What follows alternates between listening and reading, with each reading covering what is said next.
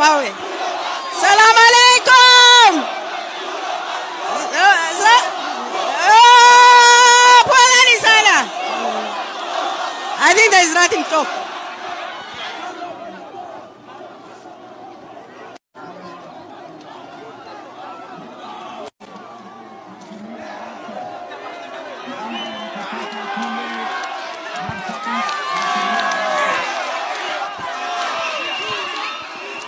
Isiolo oye! Isiolo oye! Hapa Isiolo, Marsabit, tumekuwa na matatizo ya watu kutoka nchi nyingine wanalete madawa ya kulevya hapa, wanauzia watoto wetu. Mimi nataka niwaambie hawa wenye kuuza madawa tutawasafirisha. Hakuna vijana wa Kenya watalishwa madawa hapa Isiolo ama sehemu nyingine yoyote ya Kenya. That is William Samoei Ruto, ladies and gentlemen, who is actually receiving stiff opposition from Isiolo. The people of Isiolo actually are not for UDA. They resisted William Samoei Ruto. They opposed every move. They resisted the speech. And ladies and gentlemen, who would have expected that it would end this way? And what I would say here is that William Samoei Ruto's northeastern province, the former northeastern province tour, was not successful in any way, if you ask me. Initially, it would look like it was successful. But as things turned out, it came out very clearly that it was not successful. And Isiolo is a very good example of what was happening in the North Rift. Ladies and gentlemen, why would the people of Northeastern, especially Isiolo, actually, why would the people of Isiolo reject William Samoei Ruto like this? Why would they resist like this? In fact, of late, William Samoei Ruto has not encountered this kind of resistance. Number one, in my view, is because they realized that William Samoei Ruto was not coming up with new projects. What he was doing is to launch Uhuru Muigai Kenyatta's old projects. And the look of things is that those roads that he was talking about were started by Uhuru Muigai Kenyatta. A number of projects that he was talking about were started by Uhuru Muigai Kenyatta's government. So William Samoei Ruto has not delivered anything to the people of Isiolo, Madera, and Northeastern in general. So when you hear people saying that Ruto must go, when you see people now telling William Samoei Ruto to his face, then you realize that the fear is gone. You realize that, this was the least expected, by the way. Because you see, as a head of state, William Samoei Ruto is supposed to actually command respect. But what we are seeing is something that is not expected. In fact, it's only Daniel Toroitich Arap Moi who faced this kind of opposition on his face. Number two, in my view, is because of the court ruling. Today, the court ruled that Azimio is actually the majority party. And Kimani Ichung'wah has actually benefited with his UDA and William Samoei Ruto actually as the majority leader.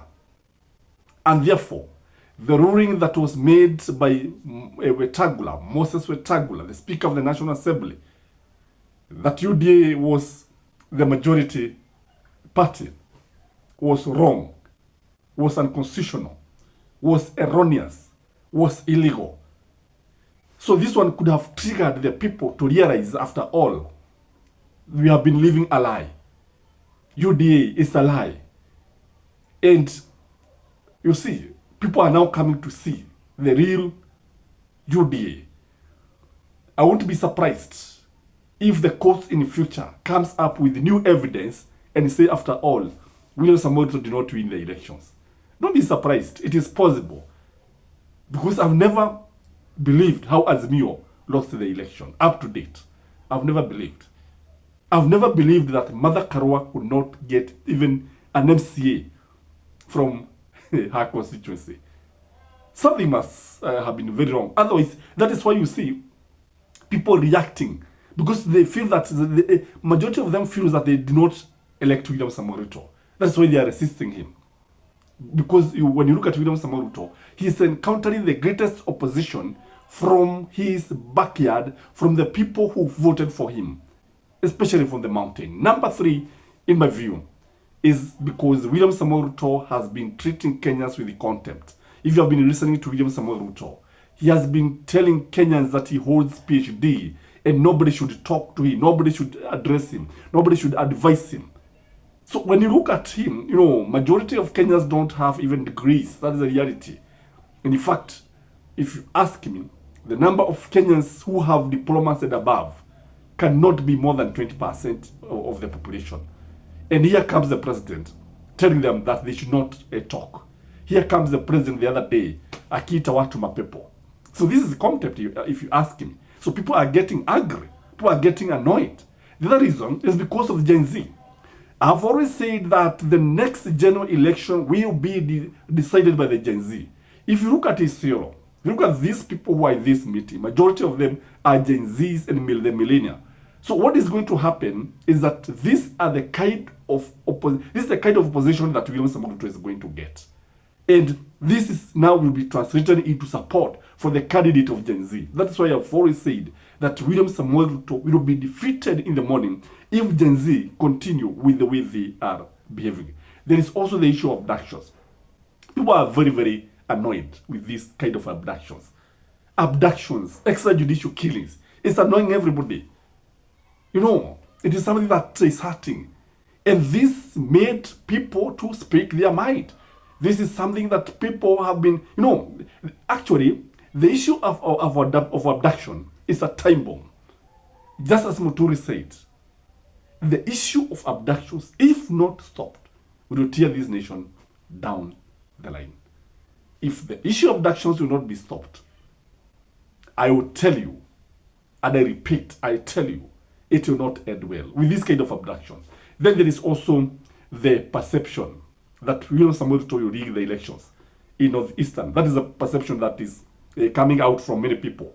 The way the government has been actually saying, if you look at the government operatives, the way they have been telling Kenyans that Northeastern is now the Tharaka Nithi of Kenya, that the election will be won by the Somali vote, is something that is hurting, because even the people themselves are asking themselves, are questioning William Samoei Ruto. Where are you? How are you going to win the elections? Maybe the people wanted to pass a very strong statement that to William Samoei Ruto that we are not with you. That is my take, ladies and gentlemen. I don't know what you think. Have a lovely weekend. Hit the thumbs up button, and you can also hit the thanks button. See what is there, guys. Majority of you don't see what is the thanks, and you know it's a Friday. Bye bye.